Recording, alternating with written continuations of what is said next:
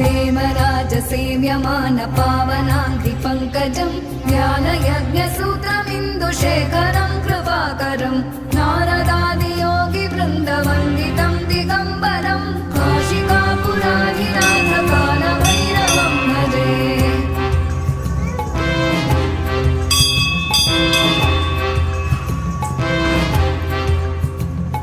भानुकोटिभास्वनं भवाब्धितारकं परं नीलकण्ठमीप्सितार्थदायकं त्रिलोचनं कालकालमम्बुजाक्षमक्षशूलमक्षरं काशिकापुराधिनाथकालभैरवं भजे।